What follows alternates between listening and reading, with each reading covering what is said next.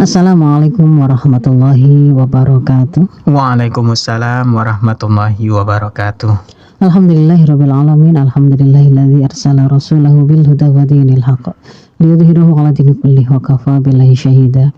Asyhadu an la ilaha illallah wa asyhadu anna Muhammadan abduhu wa rasuluh. Allahumma shalli ala sayyidina Muhammad wa ala ali sayyidina Muhammad. Rabbi shrah li sadri wa yassir li amri wa hlul 'uqdatam min lisani yafqahu qawli. Alhamdulillahirrahmanirrahim. Dulur Victor, sahabat-sahabat semua, semoga dalam keadaan sehat walafiat. Pada pagi hari ini kita alhamdulillah diperkenankan oleh Allah bisa bertemu kembali dalam majelis ilmu via udara kita. Ya. Meskipun tidak bertemu langsung, semoga ini menjadi sebuah kebaikan, sebuah forum yang barokah untuk kita semua. Membawa kebaikan dan ada kemanfaatan yang bisa kita aplikasikan dalam kehidupan sehari-hari kita. Amin, amin, amin. Ya. Pada pagi hari ini kami sengaja mengangkat satu topik berkaitan dengan bullying atau perundungan ya Mas Ishak ya. Bukan karena latah ketika itu menjadi sesuatu yang viral lalu kemudian kita membahasnya, bukan. Itu ya. Tapi karena memang sampai hari ini persoalan perundungan atau bullying ini itu memang belum selesai, begitu ya.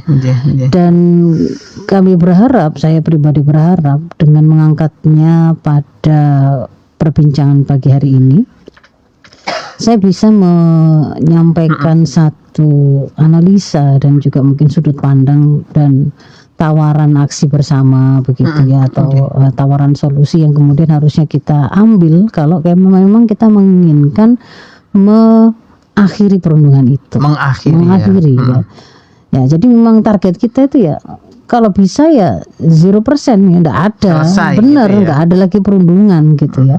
Yang sekarang ya berhenti, di kemudian hari tercegah untuk terjadi, itu yang kita inginkan ya. Nah, kenapa kok kemudian kita perlu melakukan hal tersebut? Ya, karena memang bullying ini masalah, Mas Ishak. Masalah ya. Jadi masalah nasional apa? Masalah global ya. Masalah global bahkan. Artinya kalau kemudian sampai sekarang itu belum terselesaikan, mungkin berarti dunia juga sedang mencari ya, masih mencari format penyelesaiannya seperti apa begitu ya kan ya. Nah, semoga perbincangan pada pagi hari ini juga memberi manfaat ya, sumbangsi satu pemikiran tentang apa yang harus kita lakukan. Saya awali dulu dengan mendudukkan apa itu bullying dan mengapa kok ini menjadi sesuatu yang urgen untuk kita bahas ya. Barangkali ada yang enggak ngerti gitu. Tahu sih faktanya, anak saya tuh sering digangguin sama temannya. Tapi apakah itu masuk dalam kategori bullying ataukah itu sesuatu yang memang guyon wajar anak-anak sedang bermain. Nah, jadi bullying itu adalah tindakan agresif ya. Menyakiti memang ada unsur menyakiti, dilakukannya secara sengaja, harus ada begitu Mas Ishak? Berulang ya, untuk menyakiti atau untuk mengintimidasi orang lain, baik itu dilakukan secara fisiknya begitu ya, mengintimidasi atau menyakiti secara fisiknya, secara verbalnya, secara sosialnya, maupun kalau hari ini kita mulai mengenal jenis bullying yang lain adalah melalui online ya, secara daring ya, atau cyberbullying kalau kita ya. Jadi di situ bukan kejadian sesekali, nggak sengaja, atau kemudian itu baru pertama kali langsung kita bilang bullying begitu ya. Jadi kalau misalkan anak lagi main, biasanya juga biasa main begitu, kejar-kejaran, lalu kemudian ketika dalam kondisi excited itu kan emosi kan memang lebih naik ya. Kadang-kadang saking senengnya itu kemudian karena anak-anak itu kontrol terhadap fisiknya, organ-organ tubuhnya termasuk tangannya, ketika maunya itu guyon dengan mendorong itu ternyata kebanteran. Nah begitu, kemudian saya terjerembab, tapi ternyata kok kebetulan jatuhnya di tempat yang berbahaya, agak fatal. Nah, yang seperti ini nggak bisa kita bilang itu bullying ya, karena memang itu sesuatu yang tidak sengaja, tidak pula dimaksudkan untuk menyakiti, tidak pula dilakukan secara berulang ya. Nah, jadi itu yang kemudian harus ada di dalam sebuah bullying. jenis-jenisnya kalau kemudian kita nanti cocokkan pada faktanya begitu ya. Oke. Ada kalanya dalam bentuk bullying secara verbal. Nah, ini mulai dari diejek ya, mengejek, menghina, meremehkan ya. Memarahi di depan orang untuk merendahkan, mempermalukan, memberi julukan-julukan. Masya Allah, nama orang tua kasar, beri julukan kasar atau untuk menghina. Nah, itu masuk dalam bullying verbal. Kalau kemudian yang juga sering kita lihat hari ini, ketika itu dilakukan di sosmed, di akun-akun sosmed ya, misalkan ada orang memposting fotonya, atau misalkan kayak saya gini nih lagi melakukan live gitu. Kemudian nanti muncul itu di komentar di komentar itu apakah itu mengomentari fisiknya gitu ya, kulitnya maghrib amat misalnya gitu. Itu kalau tersenyum semua gusinya kelihatan. Nah, itu sebenarnya bullying, itu sudah cyberbullying gitu ya, yang seperti itu. Kemudian juga yang fisik ya, fisik itu ya seperti yang hari ini kita lihat itu masih sakit yang mulai dari mungkin cubit, dorong, mukul sampai pengeroyokan ya. Yang kemarin terbaru itu kan yang viral di Blitar ini, di MPLS itu pada saat sekolah sedang MPLS itu. Kalau nggak salah di belakangnya kamar mandi atau di belakangnya kantin gitu loh ya. Yang di Blitar. Satu anak ya dibully rame-rame. Itu kita memandangnya itu harus benar-benar prihatin. Kok bisa rame-rame? Tidakkah ada dalam kepala atau benak satu saja anak yang ada di situ kemudian merasa atau memahami bahwa itu tuh nggak tepat gitu. Kok apa nggak ada? Kok sampai berjamaah gitu ya? Itu kan kalau misalkan seperti itu kan sinyal ya, ada yang tidak beres ini pada pembentukan generasi yang kita lakukan. Apa itu nanti kita akan analisa, apa itu di level keluarganya atau di sekolah atau kurikulum yang kemudian kita hari ini terapkan, atau pada masyarakat ya, karena mereka juga adalah sekolah besar bagi generasi ya. Yang berikutnya juga dalam bentuk bullying sosial gitu ya. Bullying sosial itu ya misalkan dikucilkan. Ini kadang-kadang kalau pada anak-anak ini, terutama yang cewek-cewek ini, SD itu ya sudah lumayan sadis kalau dalam hal yang sosial ini nih ya, bullying sosial ini. Jadi sukanya itu bolo-boloan itu loh masih kalau bahasa boloan, terus habis itu siwak-siwak temannya ada yang dikucilkan, yang itu jangan diajak bicara, jangan diajak main gitu tadi. Kalau dia belum datang kita mainnya kayak saweru buat dia, namanya anak-anak kan kepingin dengar temennya mainan, dengar temennya kok seru, bergabung. Begitu dia datang langsung diem, langsung suasana jadi krik gitu ya. Langsung kayak udah berkenan lah dia ada di situ. Itu namanya itu sudah bullying, sudah juga bullying begitu. Atau kemudian dilakukan fitnah, disebarkan gosip untuk merusak kehormatan, citra di mata masyarakat. Ini enggak harus ada pada anak-anak loh, Mas Isa. Ini orang dewasa juga bisa. Loh, sosmed itu isinya pembulian itu campur-campur semuanya. Itu orang-orang dewasa semua itu begitu. Nah, itu dari sisi definisi dan macam-macamnya ya. Nah, mengapa kemudian ini menjadi sesuatu yang perlu kita bahas dan memang sangat penting untuk kita bahas. Hari ini kita sudah mulai melihat dampak langsungnya ya, di antaranya misalkan ternyata ada banyak anak-anak kita atau generasi muda kita yang kemudian terkena gangguan mental ya. Ya kan? Ada yang depresi, ada yang kemudian jadi gila, ngomong sendiri ya kan? Ada yang takut sekolah, tidak berani berangkat sekolah, ya kan? Ada yang kemudian sampai bunuh diri. Mau bunuh diri ya. Sudah yang di Garut itu ya, itu kan karena dia dibully teman satu kelas, atau minimal pembulian itu seolah-olah direstui oleh teman satu kelas plus gurunya itu ya.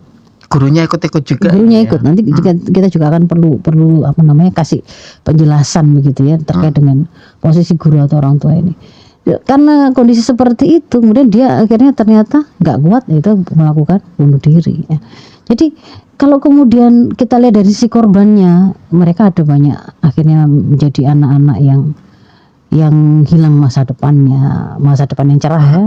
Mereka kemudian menjadi anak-anak yang profilnya kalau dia nanti gak berhasil sembuh dari trauma itu, dia nanti akan menduplikasi itu pada generasi berikutnya. Jadi ini urusannya gak cuma pada hari ini gitu, turun temurun juga akan masa depan. Sebaliknya si pembulinya, tukang bullyingnya, dan orang-orang yang menjadi kubu pembulinya.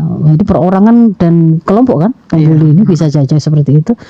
Itu kalau kemudian juga tidak mendapatkan penanganan yang tepat, kita berarti sedang menyiapkan lahirnya orang-orang di masa depan yang itu nggak punya empati. Orang-orang yang akan berpotensi untuk membuat keonaran dan masalah di masyarakat itu ya. Yang mudah sekali kalau tidak cocok dengan seseorang langsung keluar hinaan yang nggak cocok yang luar biasa, merendahkan. Kalau kemudian dia ada dalam kondisi merasa punya kekuasaan, segampang itu kemudian akan mendolimi orang lain. Jadi misalkan ada yang kapan hari itu kayak di Surabaya ya, yang dia menyuruh teman dari anaknya menggonggong, menjilat. Nah itu menjilat seperti berlaku seperti anjing begitu. Kok bisa ada manusia yang kemudian dia merasa sebegitu hebatnya atau tingginya sampai kemudian merasa orang lain tuh layak dia begitu kan gitu. Itu pasti juga bukan tiba-tiba begitu loh ya. Berawal dari ya ada yang membentuk sampai muncul orang-orang dengan karakter seperti itu begitu loh. Sehingga yang seperti ini, karena urusannya tidak hanya masa hari ini tapi juga berkaitan dengan masa depan, tidak hanya urusannya dengan orang per orang tapi juga masa depan generasi dan bangsa. Ini memang harus kita selesaikan gitu loh Mas Isa. Nah, kalau kemudian kita coba pahami dan dudukkan faktanya, seurgensi apa sih kalau situasi hari ini, situasinya bullying hari ini. Saya mau tunjukkan singkat saja data global bullying dan data yang ada di Indonesia ya. Secara global itu dari UNESCO di 2023 itu dikatakan di sana 1 dari 3 siswa itu mengalami bullying. Itu nggak main-main, 1 dari 3 itu. Jadi kalau ada anak 3 di sini siswa itu salah satunya itu pasti jadi korban bullying gitu. Dan yang mengagetkan itu negara-negara Asia memiliki tingkat tertinggi. Asia itu paling tinggi. Nah, untuk masalah kita bullying mengenal Jepang itu tingkat bunuh dirinya kan termasuk yang tertinggi. Dan itu bunuh diri itu dilakukan mulai dari anak level TK atau SD. Karena apa? Karena di antara yang menyebabkan itu kasus bullying seperti ini yang membuat mereka itu akhirnya sampai bunuh diri. Itu negara maju ya Ustaz? Iya, Jepang ini ya. Iya. Nah, kemudian kalau di Indonesia bagaimana? Asesmen nasional di 2022, 36,3% siswa alami bullying. Ya sama ya, 36,3 kan ya 30%, sepertiga gitu ya. Kalau pakai JPBI 2024 di situ dikatakan ada 573 kasus kekerasan pendidikan dan itu 31%-nya bullying. Ya. Nah, yang menarik, kalau dibilang menarik ya, bukan menarik ya, yang miris itu. Miris kalimatnya. Mayoritasnya itu terjadi di SMP. Harus hati-hati, ini orang tua. Jadi setelah keluar dari SD sudah agak-agak merasa besar, agak-agak besar, tapi ternyata kita terlambat mengejarkan pemahaman yang harusnya mereka miliki untuk menjadi kontrol perilaku. Itu di SMP itu ternyata di situlah banyak sekali bullying. Dan sampai hari ini kondisi yang ada di Indonesia ini 70% korban itu banyak yang kemudian tidak melapor karena ada kalanya takut, karena mungkin mereka bukan siapa-siapa dan tidak merasa ada backup yang membuat mereka cukup untuk berani speak up ya. Atau malu atau ya nggak ngerti. Memang ada tuh pembelaan yang kira-kira akan mereka terima begitu. Jadi sampai pada kasus yang di Garut itu ibunya juga sudah bilang sudah menyerah untuk nyari keadilan kemana gitu. Dia juga bingung. Jadi itu adalah data global dan juga yang ada di Indonesia. Nah, kita kan hari ini kan pengen mengarahkan perbincangan kita itu, kita harus mengakhiri pembulian ini. Maka sebelum itu berarti kita harus menganalisa gitu ya, kenapa kemudian bullying ini terjadi. Lalu kenapa juga bullying itu terus tumbuh subur dan tambah banyak gitu. Terus dari hari ke hari gitu ya. Kok begitu? Nah, kalau dari sisi kenapa ada bullying? Sebenarnya yang pertama itu ya Mas Ishak ya, kita pahami dari sisi karakter manusia ya. Kalau dalam sebuah kitab Mafahim Islam, Syekh Husain Abdullah itu menuliskan pada diri manusia itu kita punya kebutuhan-kebutuhan ya. Ada kebutuhan-kebutuhan bersifat fisik seperti kita butuh bernafas, kita butuh oksigen, kita butuh makanan, minuman, istirahat itu ya, tidur. Tapi kita juga ada kebutuhan yang sifatnya naluriah ya. Kita itu senang kalau disayangi, kita juga pengen menyayangi.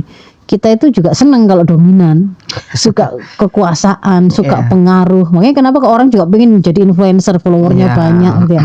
Kenapa kok ada yang kepingin jabat sesuatu, jadi pemilik kekuasaan. Nah itu kan dia ada namanya ghorizah baqo, naluri untuk mempertahankan diri, yang itu penampakannya adalah hubbut tamalluk wa hubbus siyadah, cinta kepemilikan atau harta dan cinta kekuasaan atau pengaruh.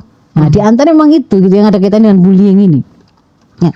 Jadi memang kan orang itu pengen memang diakui eksistensinya, diterima oleh banyak orang, disukai oleh banyak orang. Lalu kalau dia itu menyampaikan sesuatu itu berpengaruh ke orang lain, itu memang kepingin seperti itu. Ada naluri yang seperti itu. Termasuk kita juga di dalam diri manusia juga ada naluri untuk mencintai dan ingin dicintai, gitu kan ya.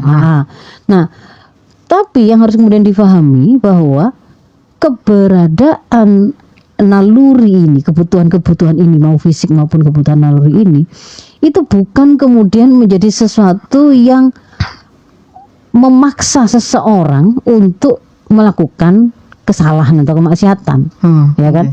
Bahwa manusia itu butuh makan ya benar, tetapi apakah rasa laparnya itu pasti akan mengantarkan dia itu makan makanan yang haram? Oh tidak, di situ ada faktor lain yang menentukan kan gitu kan ya. Bahwa manusia itu punya kecenderungan untuk mendekat dan suka pada lawan jenis, melestarikan keturunannya, berkembang biak dengan melakukan perkawinan. Itu memang ada kebutuhan seperti itu, memang fitrahnya seperti itu. Tapi keberadaan fitrah itu tidak memaksa dia untuk berzina. Ya, jadi di situ itu kita harus pahami bahwa benar manusia itu karena keberadaan beberapa potensi-potensi atau kebutuhan tersebut memang akan mendorong manusia itu untuk melakukan perbuatan-perbuatan atau amal-amal untuk memenuhinya. Nah, yang kemudian menjadikan di situ ada masalah adalah ketika kita tidak menyiapkan, apakah itu kita maupun kepada orang lain termasuk pada anak-anak kita itu bagaimana cara memenuhinya dengan benar. Berarti ini kan ada aspek proses pendidikan, edukasi, pembinaan, membuat mereka itu bisa mengerti bahwa ketika kebutuhan itu muncul, itu pemenuhannya yang benar seperti apa. Ketika dia itu ingin punya teman, takut kehilangan teman, itu bukan dengan cara menyingkirkan teman-teman yang lain, gitu kan ya. Bukan dengan cara membuli teman yang dia anggap sebagai pesaingnya karena dia itu ingin mendapatkan posisi yang terbaik atau terdekat dengan teman yang lainnya misalnya begitu. Nah itu contohnya. Kalau kemudian dia itu ingin didengar, dia itu ingin disukai oleh banyak orang, berpengaruh, itu bukan dengan cara dia memaksakan hari ini dia punya kekuasaan apa lalu kemudian dia gunakan itu dengan semena-mena untuk memaksa orang tunduk pada maunya. Tapi diajarkan begitu bagaimana caranya. Nah, jadi di situ memang ada awalnya memang sebenarnya kita memang punya yang namanya potensi itu. Tapi harus kita akui hari ini itu tidak diikuti ya, fitrah itu tidak diikuti dengan ikhtiar ya untuk membekali anak-anak kita bagaimana cara pemenuhan yang benar. Bahkan pada tataran yang lebih lanjut, tidak sekedar kita itu tidak mengajari mereka bagaimana pemenuhan yang benar, justru para orang tua ini, orang tua itu justru malah ngajari tanpa dia sadari cara pemenuhan yang salah. Kayak gimana? Ketika mereka melakukan pola asuh yang salah, misalkan ketika anak itu melakukan kesalahan remeh sih, tapi karena kemudian orang tua ini merasa dia ini yang bapak terutama kalau bapak dari si bullying secara fisik mungkin ya. Tapi kadang-kadang verbal juga ya, verbal juga ya. Verbal. Yang suka kebanyakan yang verbal. Yang suka keluar-keluar kebun binatang dan seterusnya itu kan juga para bapak juga gitu ya. Tapi juga ada ibu-ibu ya, masya Allah. Banyak semuanya. Ya, jadi misalkan ya, kemudian anak itu melakukan kesalahan, nilainya pelajarannya nggak terlalu bagus, atau dia melakukan kesalahan. Namanya anak itu kadang-kadang on off, belum pemahamannya belum cecek gitu ya. Terus bener terus itu nggak, mungkin dewasa aja. Ya, mungkin salah nggak? Ya, Loh, ini masih mungkin, tapi gayanya yang dewasa ini ketika berhadapan dengan anak seolah dia itu selalu benar, anaknya pasti salah. Dan ketika anaknya salah itu ternyata kemudian dia melakukan tindakan, cara meluruskannya atau ngajarinnya atau membuat anak itu berubah itu dengan cara apa itu tadi itu seperti bullying tadi, untuk mulai dari verbal sampai fisik ya, dikata-katain kamu itu, makanya jangan jadi begini, keluar binatang-binatang, keluar kalimat-kalimat peremehan, penghinaan. Sang anak nggak bisa melawan. Ya, karena ini orang tuanya yang ngasih sangu, orang tuanya yang punya rumah, yang ngasih makan. Dia terbayang, dia memang tidak, relasi kuasanya jelas kalah gitu, pasti orang tuanya yang menang. Nah, di situ dia jadi korban diam. Jadi di situ dia belajar, oh ternyata kalau saya itu punya kekuasaan lebih daripada seseorang, lalu saya tidak cocok, menurut saya dia itu salah. Ya saya akan contoh itu tadi, tanpa diprogram pun itu dalam alam bawah sadar itu keluar seperti itu. Ketika anak itu tuh kemudian di luar itu kemudian menemukan anak yang lebih lemah dari dirinya, maka dia akan menjadi pembuli.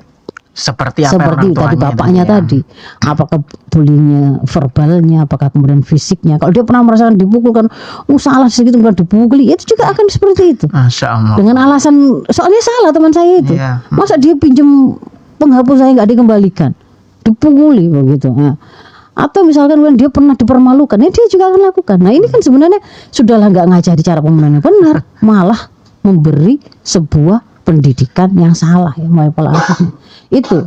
Kemudian jadi dari aspek personal tadi, anak-anak kita itu tidak disiapkan, tapi sebenarnya itu pasti berawal dari siapa penanggung jawab pertama dan utamanya, itu orang tua kan. Mamin mauludin illa yuladu alal fitrah itu tidaklah seorang bayi itu lahir kecuali dia lahir dalam keadaan fitrah. Fitrah itu sebenarnya maknanya adalah dia itu memiliki kecenderungan untuk baik ya, untuk beriman kepada Allah dan untuk menerima kebaikan atau tuntunan dari Allah. Itu sebenarnya begitu Mas Isan. Kalimat fitrah itu jadi bukan persoalan bakat, bukan, tapi itu untuk mengikuti kebenaran dan kebaikan. Mengajak manusia itu pada kebaikan, untuk taat kepada tuntunan dari Tuhannya, itu sebenarnya lebih mudah daripada mengajak mereka untuk mengkufuri Tuhannya sebenarnya. Sebenarnya Mas Isa, ya, ngajak taat dengan ngajak maksiat itu sebenarnya lebih mudah untuk karena fitrahnya manusia itu lebih mudah untuk taat. Taat ya. Nah, tapi di situ tadi bisa rusak. Karena apa? Bisa orang tuanya bisa merubahnya, bisa jadi Yahudi kan, Nasrani kan, Majusi kan, sampai seperti itu.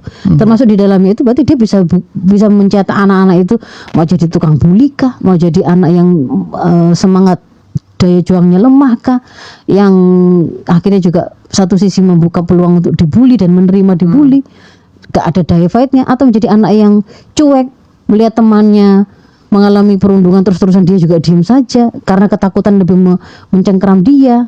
Mau mencetak anak pemberani ataukah tidak, itu berawal pertama kali adalah dari rumah, dari orang tua. Itulah mengapa kok keluarga dan rumah itu adalah tempat pendidikan pertama dan utama ya. Kemudian yang berikutnya, kenapa kok kemudian ini semakin berkembang gitu ya, semakin bertumbuh dan berkembang ketika kemudian mereka mengakses, mereka keluar ke tengah-tengah masyarakat. Di tengah masyarakat ini kan tadi saya bilang, masyarakat itu sebenarnya juga sekolah besar bagi anak-anak kita. Jadi sekolah mereka itu nggak hanya di rumah atau di sekolah saja ya, unlimited malah. Masyarakat. Jadi ketika kemudian dia itu sekarang masih usum nggak sih sinetron gitu tuh? Jarang. Ya misalkan drakor, mereka lihat sinetron, drakor juga ya. Dracin. Mau lihat drakor, dracin atau kemudian sinetron. Lalu di situ kan ada adegan misalkan yang diposisikan sebagai mereka yang mulia, itu tampilan fisiknya yang begini.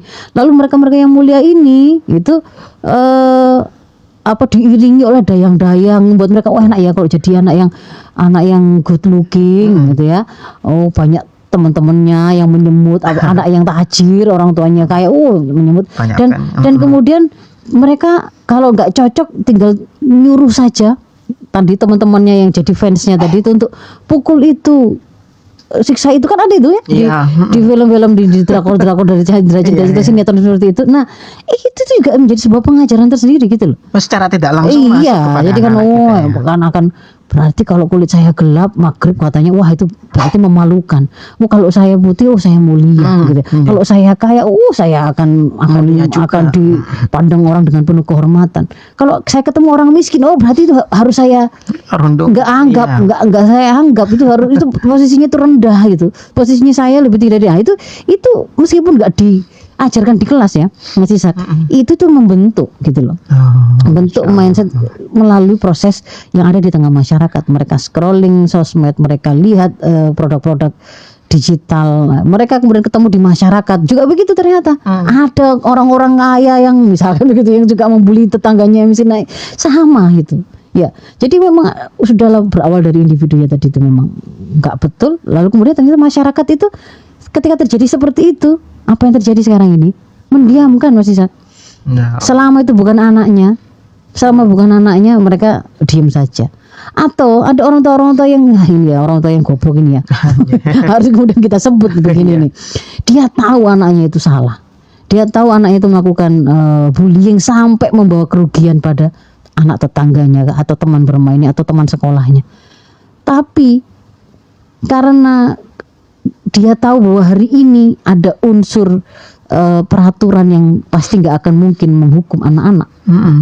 Jadi dia juga bersembunyi di balik itu pura-pura menjadi orang yang namanya juga anak-anak, mau gimana lagi, itu kan bukan salah orang dewasa gitu ya. Nanti saya akan bahas itu saya satu sisi yang akan berarti itu juga berkontribusi pada membuat nggak selesai akhirnya, nggak memenuhi rasa keadilan begitu loh, ya kan? Karena atas nama anak-anak. Karena hari ini Mas Ishak memang secara global dan kemudian kita adopsi dalam perundang-undangan yang kita pakai, apakah itu perlindungan anak, apakah itu berkaitan dengan kekerasan seksual pada anak, itu batasan anak itu 18 tahun. 18 tahun itu ya sudah, kalau saya sudah kuliah semester 2 begitu ya, itu sudah anak-anak itu masih anak-anak dewasa ya. Makanya nanti akan saya tawarkan, kita nggak akan bisa selesai kecuali kita kembali kepada pakai standar yang dalam Islam. Itu kan karena kita mengikuti saja apa konvensi internasional tentang anak itu begitu, ukurannya 18 tahun. Akhirnya kalau anak itu 15 tahun ternyata memperkosa sampai mati, anak itu kemudian mau melakukan aktivitas bullyingnya itu, bahkan nggak sekedar bullying ya, kriminalitas kayak keliti, tawuran. Kalau di Jogja itu ada namanya keliti Mas Isan. Begal. Kayak begal tapi karena iseng saja. Atau karena itu tadi untuk masuk dalam geng tertentu disuruh kamu harus pernah membunuh orang. Gitu dalam aksi kelitimu. Nah, itu. Lalu kemudian karena mereka alasan anak-anak, lalu nggak pernah dihukum, tapi kemudian cuma dikasih pembinaan gitu saja. Pembinaannya kayak gimana? Contoh yang kemarin itu yang membuli anak ada yang baru viral di sosmed itu, anak 4 tahun, pembulinya dikirim ke rumah neneknya. Itu cara pembinaannya. Gitu saja. Tapi sebentar habis itu ya balik lagi. Selesai. Nggak ada jerahnya. Nggak ada jerahnya. Anaknya juga tidak dapat pelajaran yang akan membuat dia berubah karena dia tidak dapat bapak ibunya itu juga merasa dia kayaknya nggak punya kontribusi pada kerusakan anaknya gitu. Nah kalau kemudian kita kembalikan kepada tuntunan Islam gitu ya Mas Ishak ya, untuk menyelesaikan persoalan bullying ini itu harus melibatkan dan melakukan perbaikan itu di semua levelnya, mulai dari yang pertama tadi di level personal. Tadi kita sudah paham bahwasannya amal seseorang dibentuk oleh pemahaman yang dia punya. Sekalipun ada dorongan mau zina, mau pacaran, mau zina, tapi ketika kemudian dia memiliki pemahaman yang benar untuk mengikat nafsunya itu, maka dia akan bisa menentukan saya akan teruskan keinginan untuk berhubungan seksual ini dalam bentuk melakukan perzinahan, ataukah kemudian menyiapkan diri dalam pernikahan, atau kalau belum nggak bisa menikah berarti harus menahan dan menjaga kehormatannya. Itu satu sisi. Kalau saya itu pengen kemudian disukai oleh teman-teman saya, ternyata teman-teman saya ini punya gengnya itu mewajibkan untuk mau masuk ke sini kamu harus pernah mukul si ini, pernah menghina orang seperti ini, atau pernah membunuh, kayak seperti itu. Nah, kalau kemudian dia itu memiliki pemahaman yang benar, meskipun keinginan dia itu untuk diakui dan diterima teman-temannya itu kuat, tapi ketika kemudian dia memahami bahwa haram mendolimi orang, haram menjatuhkan bahaya baik bagi diri maupun orang lain, maka dia akan lebih memilih untuk tidak masalah, tidak punya teman-teman rusak.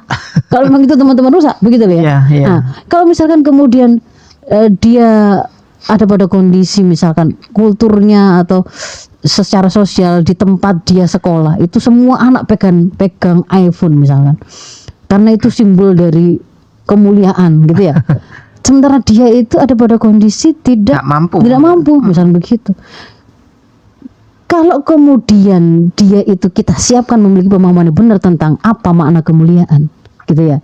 Apa makna kemuliaan, bahwasanya inna akramakum indallahi atqakum, yang paling mulia di antara kalian itu yang paling takwa.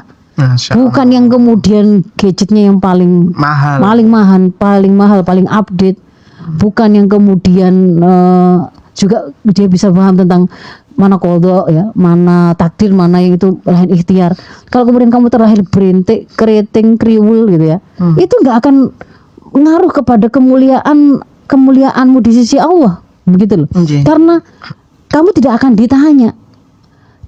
ditanya oleh Allah kenapa kok rambutmu keribu gitu ya, sehingga kamu harus sibuk-sibuk meluruskan atau merebonding rambutmu, kan begitu. Katanya dia punya omongan yang benar, sehingga dia juga nggak kemudian ketika dibully dalam hal itu jadi tidak masalah, karena itu bukan kemuliaanku tidak terletak di rambutku itu bentuknya lurus apa berintik gitu loh. Kalau misalkan kemudian terlahir dalam kondisi dia itu punya hidung yang pesek ataukah mancung, juga tidak kemudian yang mancung tidak akan menjadi orang yang sombong, karena orang itu juga nggak ikut-ikutan bikin, bukan orang tuanya juga enggak gitu loh. itu adalah nikmat dari Allah, harusnya dia syukuri.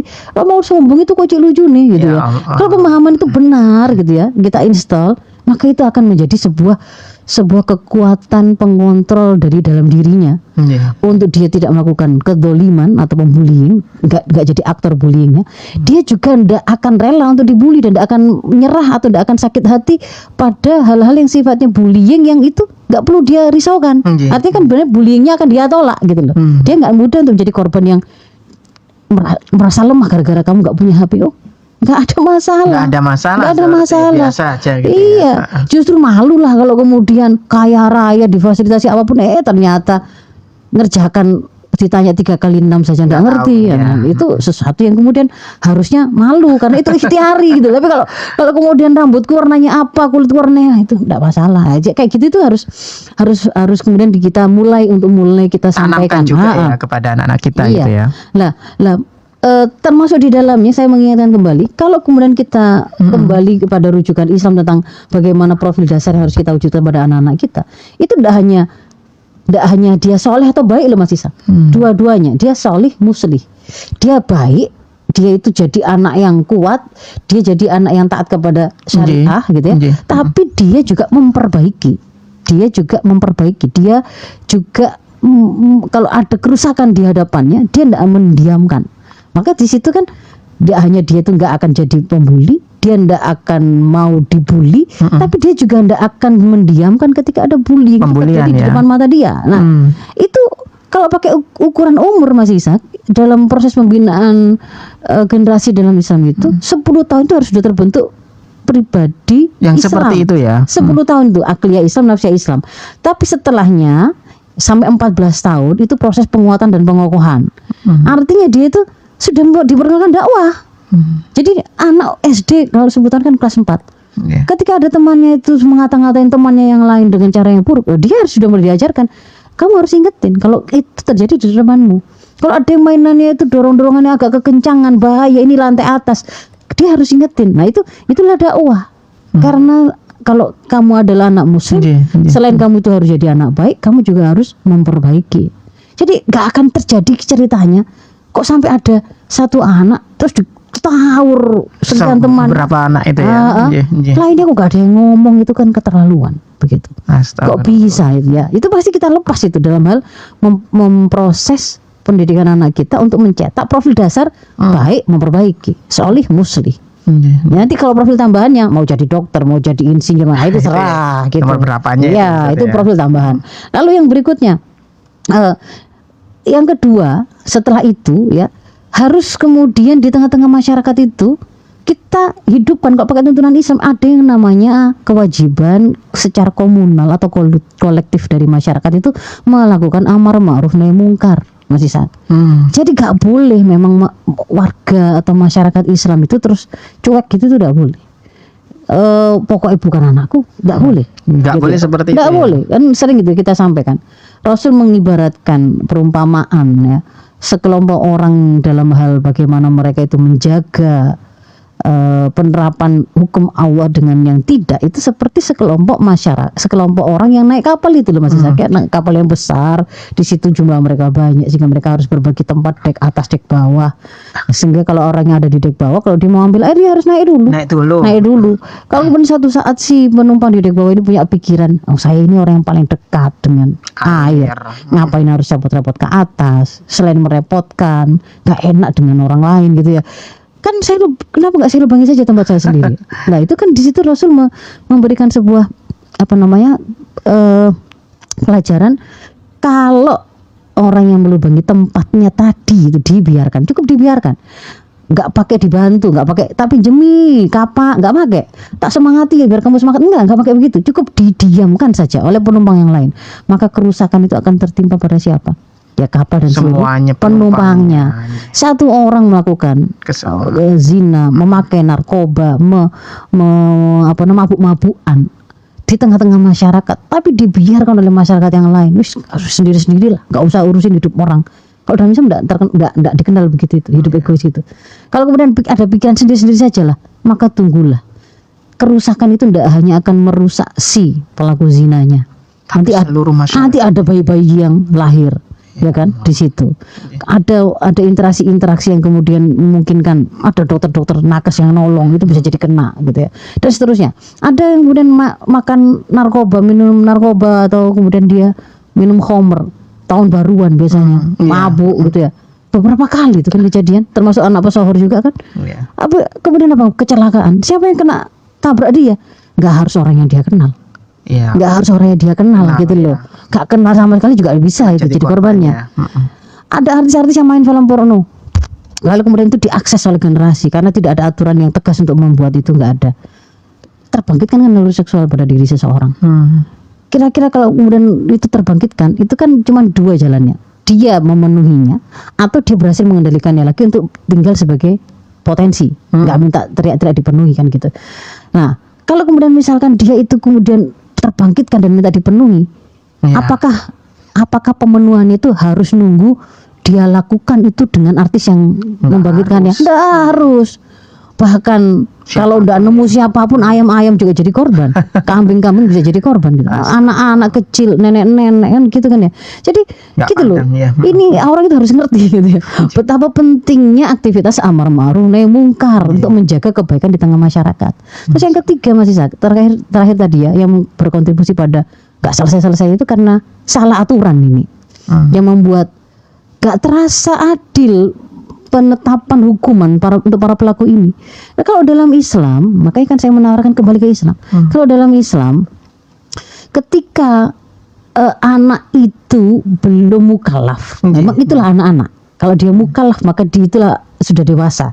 Kalau ghairu mukallaf atau masih anak-anak, dia berarti belum dibebani hukum Islam. Nah, belum dibebani hukum. Kalau dia sudah mukallaf maka disitulah dia berarti sudah mulai terbebani hukum. Apapun yang dia lakukan dia penanggung jawabnya.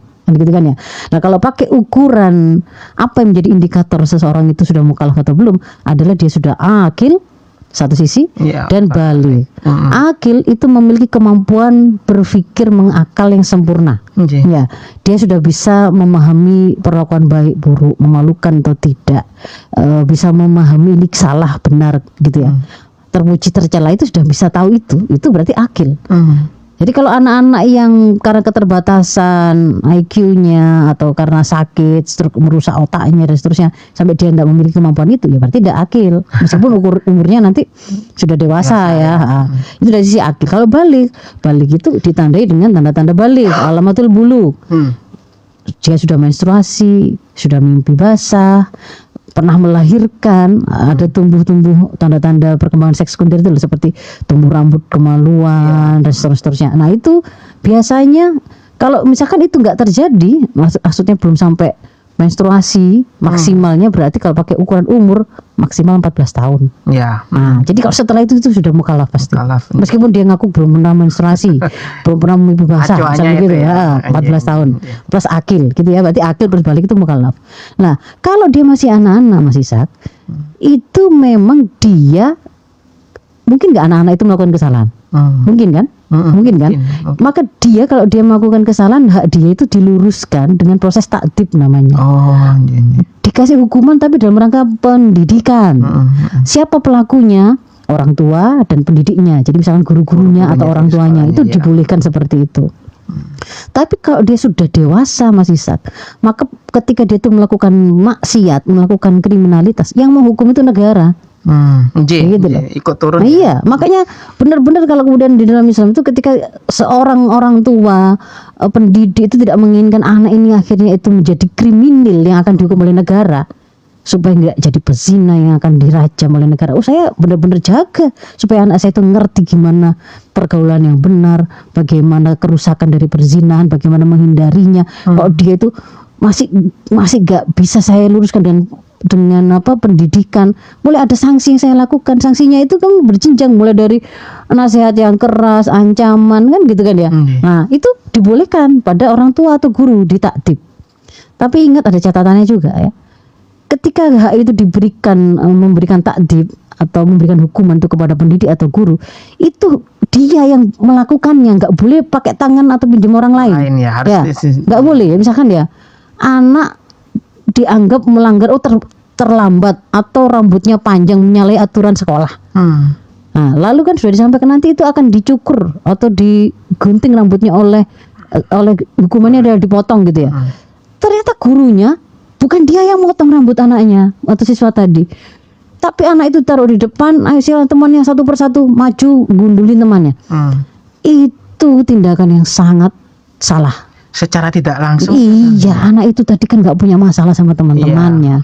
Dia itu melakukan kesalahan tadi itu misalkan karena rambutnya yang tadi itu melanggar aturan. Dan yang punya hak sebenarnya untuk mendidik dia gurunya.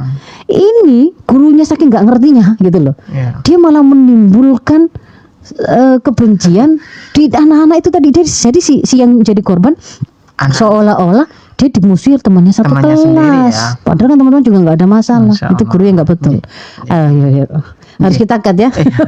Padahal masih belum satu lagi. Gak apa-apa, kita iklan dulu ya. Baik dulu Victor, kita akan lanjutkan setelah jeda berikut.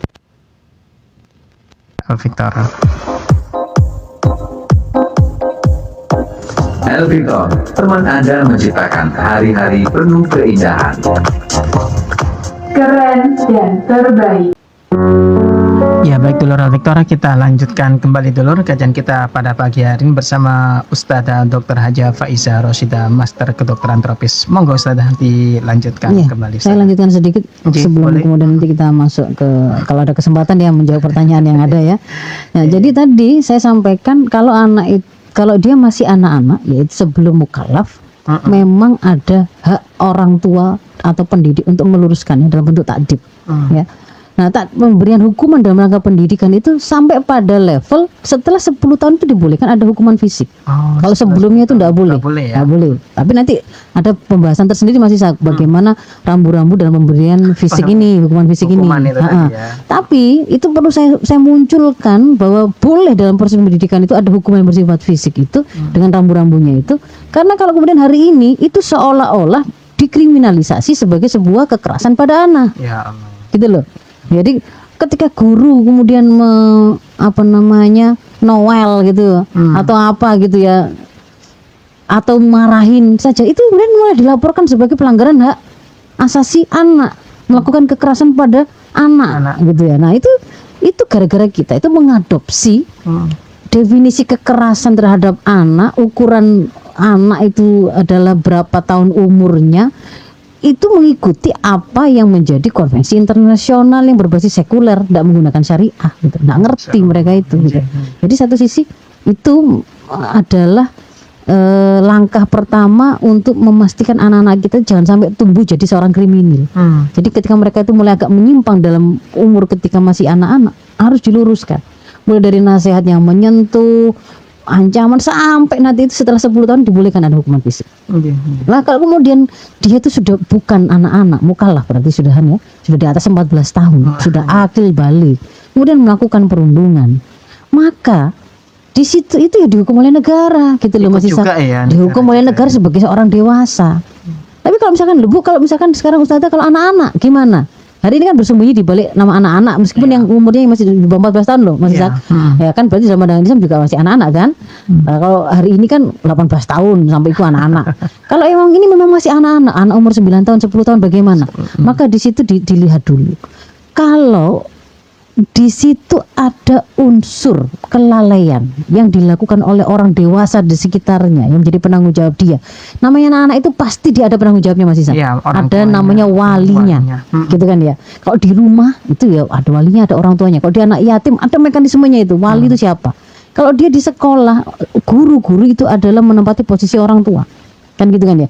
Kalau misalkan terjadi bullying di rumah, di lingkungan rumah, anak dilempar sampai anak tetangganya sampai terluka dan begitu. Kalau memang misalkan itu ada aspek kelalaian dari orang tua, maka yang dihukum itu ya walinya tadi. Walinya ya? Iya, enggak terus anak-anak biarin. Nah, terus orang tuanya malah senang bersembunyi di balik anak-anak. Oh, namanya anak-anak, Bu, padahal anak tetangga itu sampai buta gitu ya. Ya Allah. Dan di situ memang ada pelalaian. Oh, dia memang biasa mukuli dan melempari anaknya. Begitu kan ya, pola asuhnya dia. Berarti kan dia itu sumber kekerasan itu gitu loh. Jadi kepada kondisi seperti itu ya orang tuanya yang akan dihukum. Lah, jangankan anak-anak atau manusia, nek dia itu punya hewan piaraan terus kemudian karena ada kelalaian yang dia lakukan sampai merugikan orang lain, ya bisa dihukum kok gitu loh. Jadi nggak boleh bersembunyi, itu masih anak-anak. Dan ini harus kita adopsi, Mas Isa. Iya. Kalau kemudian kita mengadopsi sistem hukum hari ini, yaitu tadi jatuhnya itu malah membuat ketidakadilan itu dirasakan, kemudian anak yang melakukan bullying itu tidak ngerti dan tidak diluruskan karena dia tidak disiapkan, nggak terkejar sampai orang tuanya ternyata melakukan pengabaian kan gitu kan ya. Orang tuanya juga akhirnya meremehkan. Iya. Karena kan alah pasti nanti bisa bersembunyi di balik anak-anak. Yang kemudian jadi korban itu dan keluarganya itu merasa putus asa dengan keadilan yang ada. Ini merusak semua begitu gitu ya. Waktunya habis ya, Mas Isa. Nggak memungkinkan untuk menjawab ya. Iya. Baiklah ya. Dalam keterbatasan yang ada, semoga apa yang tadi saya sampaikan bisa tetap menjadi kebaikan dan menjadi inspirasi kita untuk terlibat aktif menghentikan perundungan ini. Saya mohon maaf kalau ada hal yang kurang berkenan. Afumikum ihdinas siratal mustaqim. Assalamualaikum warahmatullahi wabarakatuh. Waalaikumsalam warahmatullahi wabarakatuh.